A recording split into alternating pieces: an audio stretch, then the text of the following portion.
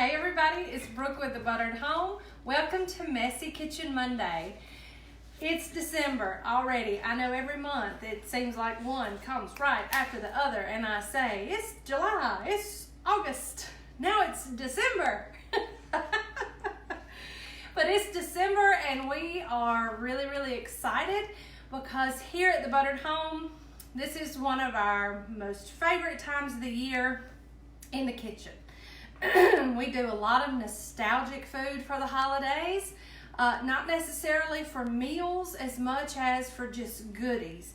So for the month of December, we are going to share with you some of our easy, buttered home, sweet favorites. So every Monday here in December, you're going to find an easy recipe for a goodie that you can have for any occasion, whether it is for a gift, whether it is for a party, or just to have for your family to snack on, whatever way that you decide to celebrate, whenever you decide to celebrate. So these are some of our very most famous buttered home favorites that we'll be highlighting this month. And since we're just coming out of Thanksgiving, we're going to start off tonight with one that we featured last year, but since we have been far more organized in 2019 than we were in 18. See, I'm already in 2020. That tells y'all anything right there, what kind of day I've had. Time traveling. I'm time traveling.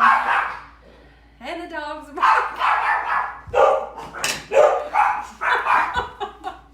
Hang on just a minute. The Buttered Home is a canine home too. If you're new and just joining us, you always have something unexpected to look forward to on any Monday night that we go live. And it could be a dog busting through the dog gate and coming in the kitchen. It could be a dog coming and sticking his nose up behind me up toward the stove. Usually all of our fallacies involve dogs somehow. And if you've ever been to my house, you know that it is a dog circus. And they don't like the cat. That's the current situation. Anyhow, back to what I was talking about. Sorry, got off course just a little bit. Tonight, since we're just coming off Thanksgiving, and I have mixed feelings about this because I'm really over Thanksgiving food. I don't know how many times you've had leftovers since Thursday, but this one is one that I fix every Thanksgiving and every Christmas. Whether we choose to do appetizers, heavy hors d'oeuvres, things like that for Christmas, because we do that a lot. We try to make it as simple as possible. This is one side dish that I have to prepare. And it's not just for one person, it's for several people.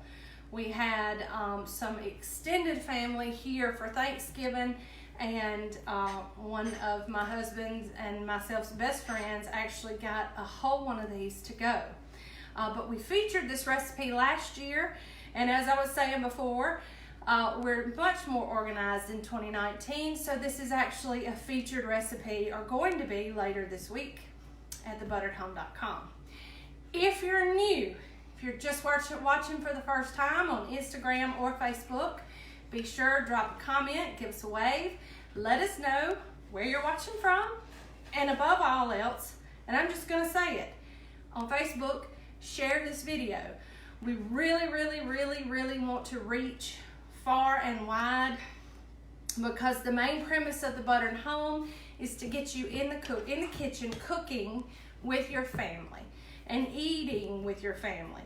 And this month, probably above all the other months of the year, has recipes that you can do that with your family. So tonight we are highlighting a Southern classic, and it sounds weird. And if you've never had it before, you might go, I don't know about that. This woman's lost her marbles. And don't listen to Tanner. We're gonna block Tanner. Tanner is anti-pineapple, period. It's not just this casserole. No pineapple ever on anything. No pineapple scented room spray, no pineapple plug-ins, nothing. She is anti-pineapple. child, she got sick and associated a sickness with a smell. And now she's forever scarred. It just tastes bad. Nonetheless, if you are a pineapple lover, this casserole is for you. It is pineapple cheese casserole, and it's one of our most favorite flavor profiles, which is sweet and savory all together combined, and you can have it as a dessert. But here in the South, it sits right next to all of the normal staple sides on the holiday table. So if you've never tried it before, it's really simple. So I challenge you, try this recipe if you've never had it before, and I promise you, unless you're like Tanner, Rude. You'll serve it at your holiday table. So I am making half because I already have the other half made, and the recipe as usual will drop on our website later this week. If you've not signed up to be a Buttered Home VIP on Facebook, you go to the top of the page and you sign up, and that will get you on our VIP email list so that you can get these and so many more recipes first before everybody else. Instagram, all you people head on over to thebutteredhome.com. The link in bio, and it will take you to thebutteredhome.com, and there'll be a nice little sign up box for you to enter in your information as well. Let's get started, because this is some good stuff right here, and I'm ready to show you the finished product. But here in our little pan, we have some chunk pineapple. Now, I've used both. I've used tidbits and I have used chunk. I'm going to show you the difference because in here I've got one of each. So the chunks are a good, probably 3/4 of an inch size, and the tidbits are a good 1/2 inch size. I myself like the mixture of the two so that you have two different textures going on. But nonetheless, you can use all of one or all of the other, or whichever one you prefer. Try it all different kind of ways. So it's been drained and we have it in our pan. Now, to this, it just gets better. Here I have some sugar and plain flour, and you'll get the exact measurements later when the recipe drops at thebutteredhome.com.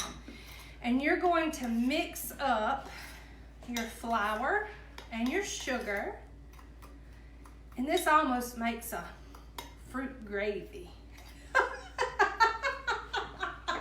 Tanner just gave me a look. The sugar, as you know, it will macerate almost any fruit, and it helps bring out the fruit's natural sugar. So if you wanted to speed up like a ripening process with berries or whatnot, all you have to do is just throw a little sugar on it, and it will kind of help bring out those natural juices of whatever fruit that you have. The flour helps that not be so watery. So it does act as a slight thickening agent, but whenever you combine it with the flour, it's not the same as using it as a thickening agent in a gravy or a roux. So flour, who knew, right? All right, so we've got that good mixed together, and we're going to sprinkle that over our fruit, making sure that all our little edges and corners are covered, and it looks like yellow snow-capped mountains. Now, to this, we are going to add some sharp cheddar cheese. Oh yeah, sharp cheddar cheese. And that is one of the proponents that make up our savory portion of this. And we're just going to scatter that out just so that the surface area is covered. You want it completely covered because this is almost like a cobbler in the fact that the sugar and the natural juices of the pineapple will kind of cook with that flour and kind of come up and cook over the cheese. So it will encapsulate the cheese and trap it, so to speak. And what cheese is still exposed will get browned and crispy and all wonderful. And in the South, there's just nothing good that can't be made better with putting Ritz crackers on the top. So we're going to crumble these over the top and spread it.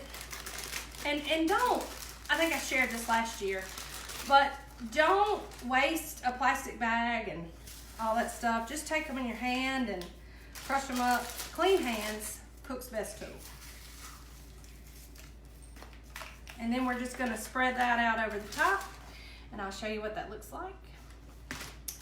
And then to this, and I don't have it out, I gotta get it out. I've got melted butter. And we're gonna make sure all the edges are good and covered with that. So we do the edges first and then we go over the center. And then this goes into a 350-degree oven for about 30 minutes or until it's bubbly and brown. Easy, easy, easy, easy. And here we have the finished product. It's all brown and all that cheese is melted. It's so good. Let's dip some out. You want to? So we're gonna dip it out. Might work better if I put my hand down and put that on a plate.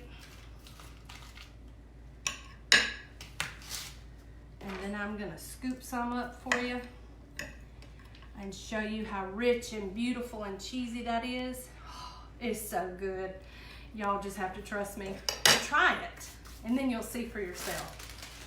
So pineapple cheese casserole. The recipe will drop later in the week. This is a quick one tonight. We hope you enjoy it. If you haven't signed up for thebutteredhome.com, do so now. And we'll be here next week when we have another great nostalgic holiday food recipe. And from the buttered home to your home, we love y'all. Bye.